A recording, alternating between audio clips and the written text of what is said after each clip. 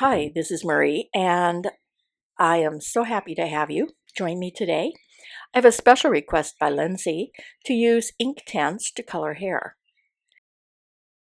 I stamped my image actually using Memento because the bulk of my image is Copic, but normally with a watercolor base, medium, you would use like a StazOn, which is waterproof. But we were able to make this one work, and I didn't get any bleeding. I only have 24 Inktense, but I was able to get enough of a combo with that to give us a lot of shading as well as highlight. Normally you would use about 120 to 140 watercolor paper. 140 works the best, and I like to tape the edges to stop it from buckling. There's a hot press and a cold press. The cold press will have a lot more texture to it, and fibers will soak up more water, whereas your hot press is a lot more smooth and is great for detailed images.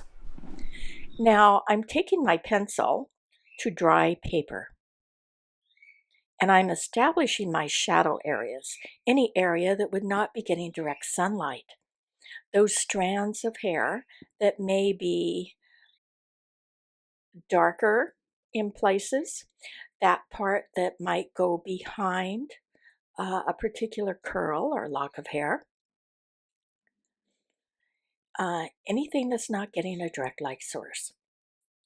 Now it's important that you do not wet your paper before you use your pencil, unless you're going for a look of a very hard line that you cannot blend out.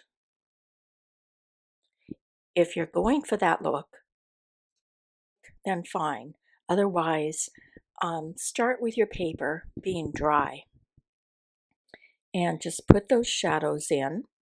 And I'm applying my shadows to where I still have white space in between each, because the technique I'm going to be using will allow my lines to show, my strands of hair that are dark, even though this is watercolor. Normally a watercolor is more muted and doesn't have quite the same definition, but this technique will allow you to reserve the sharp lines. Now I'm using a little lighter one for kind of my mid-tone and blending into a highlight area, and that's called an outliner. And as I played with the pencils, I discovered it was a lighter color than the black. The black I'm using was ink black, and it was clearly my darkest color in my box of 24. So I'm using the outliner for basically for my midtone. And I'm going to use some of the color as it blends out for my highlight. Now I'm going back in and darkening my very darkest shadow. And you can see I'm still reserving the white. I'm having the pencil go in the direction of my strands of the hair. That will be really important with this technique. And then I'm adding a little bit of blue called Deep Indigo into the hair. And now I'm going to take, some people call it a rigger or a liner brush. It has a very fine line. And I have it wet. You might want to work off your paper so you avoid splatter. And I'm taking the wet liner and picking up color from my pencil. And now I'm going to be using the liner brush to do the rest of my blending.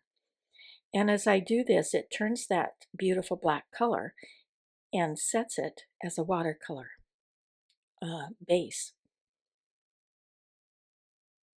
You could have, if you didn't want to do the type of hair that has a lot of strands and the highlights in between, you could have just blended out your colors on your paper and wet it. But I really wanted to do the technique with the lines this time. It becomes magic. The minute you put water to the Inktense, it causes bright colors to become extremely vibrant, and you have a beautiful richness to dark colors. So I hope you give this a try. Do be warned, once you have applied some water to the end of your pencil, do not sharpen your pencil until that water completely dries. Otherwise, it will just break your lead. Now, next week, I'm going to show you how to ground your image, and we're going to ground her on some large stones. I've applied some masking fluid to the shoes, so they look a little dull right now. I put it right on top of the Copic coloring, and I've applied already some texture paste to give that rough, rocky appearance. So next week, come back and I'll show you how to add watercolor and show you how the rocks just pop up. If you like this, I hope you give it a thumbs up and subscribe. Thank you so much for coming.